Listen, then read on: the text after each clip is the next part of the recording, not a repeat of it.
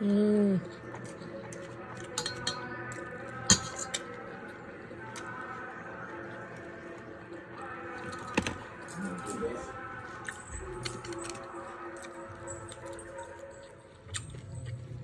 Hello friends, good morning.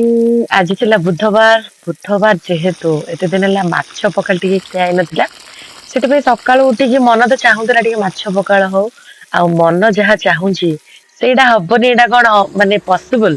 ସକାଳୁ ଉଠିକି ଦେଖିଲା ବେଳକୁ ଘରକୁ ମାଛ ଆସିଯାଇଛି, ସେ ବି ଛୋଟ ମାଛ, ବଡ ମାଛ।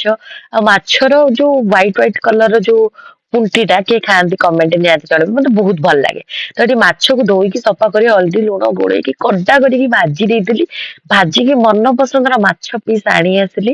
ଏପଟେ ଭାଜୁ ଭାଜୁ ମୁଁ ରେଡି କରିଦେଇଥିଲି ରସୁଣ ଲଙ୍କା ଆଉ ଆମର ଲେମ୍ବୁ, ତାକୁ ଚକଟିକି ପାଗ କରିକି ପଖାଳ ଖାଇବାର ମଜା ଅଲଗା। ଇଏ ହଉଛି ଦେଖନ୍ତୁ ମାଛ ପୁଣ୍ଟି, ବହୁତ ଟେଷ୍ଟି ଲାଗେ।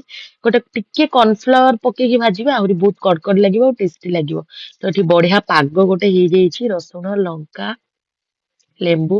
ଇଏ ହଉଛି ପଖାଳ ଭାତ, ବାସି ପଖାଳ ଭାତରେ ମାଛ ଭଜା ଖାଇବେ, ବହୁତ ହି ଟେଷ୍ଟି। ବେଶୀ ଖଟା ହେଇନଥିବ କି ବେଶୀ ସଜ ନଥିବ। ତାପରେ ଏଠି ମୋର ଷ୍ଟାର୍ଟ ହେଇଗଲା ପଖାଳ ଖିଆ। ପଖାଳ ଖାଇବାରେ ଯୋଉ ଶାନ୍ତି, ମାଛ ତରକାରୀ, ଚିକେନ, ମଟନ ଏଇ ସବୁ ଗୋଟେ ସାଇଡ, ପଖାଳ ମାଛ ଭଜା ଆଉ ଯୋଉ ପାଗ ସିଏ ଗୋଟେ ସାଇଡ। ମତେ ଯଦି ସବୁଦିନ ଦେବେ ମୁଁ ଖାଇକି ରହିଯିବି। ତ ଏମିତି ପଖାଳ ମାଛ ଭଜା କାହାର ଫେବରେଟ ମତେ ନିହାତି କମେଣ୍ଟରେ ଜଣେଇବେ। ଆଉ ତା ସହିତ ମତେ ଆଉ କିଛି ଆଇଟମ ନ ହେଇଥିଲେ ବି ଚଳିବ, ଖାଲି ମାଛ ଭଜା ହେଲେ ବି ମୁଁ ପଖାଳ ଖାଇଦେବି, କାହିଁକିନା ମୋର ମାଛ ଭଜା ହଉଛି ଫେବରେଟ। ତ ଆପଣ ମାନେ ବି ଖାଆନ୍ତୁ, ଏନ୍ଜୟ କରନ୍ତୁ। ରହିଲି, ନମସ୍କାର, ଜୟ ଜଗନ୍ନାଥ।